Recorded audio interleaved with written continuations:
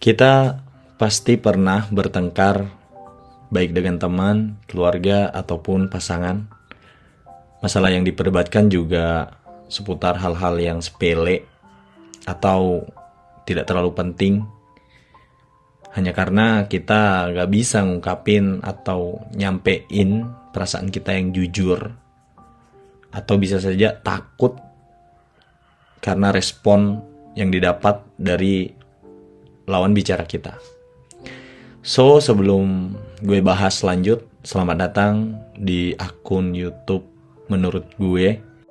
Kali ini topik pembahasannya adalah komunikasi, yang menurut gue adalah hal yang paling penting atau hal yang paling dibutuhkan dalam sebuah hubungan yang sehat dan baik. Entah itu dalam keluarga, pertemanan, ataupun ya orang di sekitar lo. Karena gue mau membangun hubungan yang sehat dan bebas berpendapat dan terbuka, jujur tanpa takut orang lain akan menghakimi gue juga. Jadi setiap pasangan itu membutuhkan komunikasi yang berkualitas, karena hal ini menjadi bagian penting dalam sebuah hubungan. Apalagi kalau kita misalnya punya pasangan yang posesif, cemburuan, atau curigaan. Terus gimana tuh? Kunci dari langgengnya hubungan gimana nih? Lo gak sadar sih kalau komunikasi itu penting banget.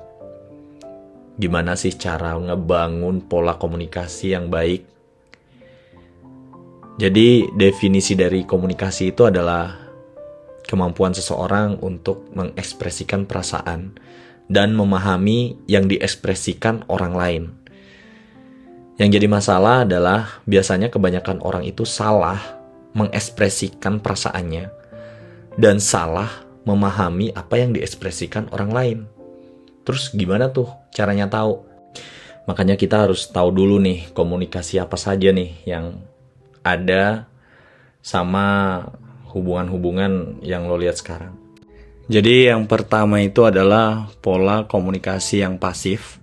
Biasanya orang-orang yang nerapin pola komunikasi ini adalah orang yang banyak diem atau banyak ngalah, atau bisa dibilang dia ngehindarin konfrontasi, tapi sebenarnya dia itu gak bisa mengekspresikan diri dia ke orang lain, makanya dia mending ngalah. Dia gak bisa ngungkapin, gak bisa ngasih tahu apa yang ada di kepala mereka, dan dia gak bisa ngasih tahu emosi yang dia rasakan juga. Akhirnya memunculkan emosi negatif yang kependam biasanya. Orang yang kayak begini biasa orang yang susah banget bilang enggak. Jadi kesannya ya ngikut aja deh. Orang kayak gini ya biasa dia keseret kesana kemari dengan hal-hal yang sebenarnya dia gak suka atau sebenarnya dia gak mau. Karena apa? Karena mereka gak tahu apa yang lo mau, apa yang lo mau ekspresikan. Jadi jangan mikir kalau orang itu bisa peka dan bisa baca pikiran lo, karena lo gak ungkapin apa yang ingin lo sampein. Lo lebih banyak diem, lo lebih banyak iya aja. Jadi mereka gak tahu apa yang lo ingin. Itu tadi ya pola komunikasi yang pasif. Kemudian gue mau lanjut lagi ke pola berikutnya, yaitu pola komunikasi yang agresif. Kalau tadi yang pasif, sekarang yang agresif. Ini kebalikannya. Ini yang gue maksud adalah bukan yang cerewet. Bukan. Ini adalah orang yang ingin dominasi dalam segala hal. Biasanya ya mereka dilihat kayak sosok pimpinan yang bagus lah, atau pemimpin yang keren, leader, atau orang ini biasa kayak mengintimidasi, ingin didengar terus dan kritik terus lah sama orang. Ini adalah pola yang gue kayaknya gak usah jelasin panjang-panjang sih. Kalau pola komunikasi yang agresif ini pasti lo pernah denger atau lo pernah ketemu sama orang yang kayak gini, yang sama sekali gak denger pendapat orang, dan mereka itu biasa berpikiran kalau mau berangkat dengan gue, kalau enggak ya udah. Biasa kayak gini nih, contoh-contoh orang yang punya pola komunikasi yang agresif. Gue mau tanya sih sama lo yang punya pola komunikasi yang agresif ini, emang lo nggak pernah salah kah? Emang lo itu yang orang yang paling bener apa gimana sih? Nggak baik lo, nggak denger pendapat orang. Gimana lo mau berkembang kalau lo nggak denger pendapat orang lain? Kasian juga potensi yang ada sama diri lo kalau lo nggak kembangin dengan mendengar orang lain dan orang di sekitar lo. Terlebih lagi pasangan lo sendiri. Apalagi untuk menjaga hubungan kalian lebih baik. Jadi gimana untuk orang yang nerapin pola komunikasi yang agresif? Masih terus-terusan ngebatu apa gimana? Yuk belajar lagi cara komunikasi yang baik. Oke, yang ketiga ini udah pasif, agresif lagi. Jadi pola yang ketiga ini yang gue mau bahas adalah pola komunikasi yang pasif agresif. Orang yang nerapin ini atau lo kalau misalnya punya temen yang kayak gini, yang misalnya apa yang dia bicarakan itu beda apa yang dia ekspresikan. Kayak dia marah tapi nggak kelihatan marah. Orang yang seperti ini sebenarnya paham apa yang dia inginin atau yang dia ekspresikan. Cuma dia nggak bisa aja ngungkapin. Jadi kayak biasa lo dapat orang yang kayak, ya udahlah kalau gitu. Kalau misalnya gimana-gimana, bukan salah gue ya. Nah, atau tidak dengan ya, ya udah deh, gue ngikut. Atau enggak, kamu nggak apa-apa. Iya, aku nggak apa-apa. Nah, itu yang paling banyak banget gue temuin sama teman-teman gue juga. Orang yang kayak gini biasanya kalau nyampein sesuatu itu pakai kode. Kalau dia inginnya apa, tapi nyampeinnya apa.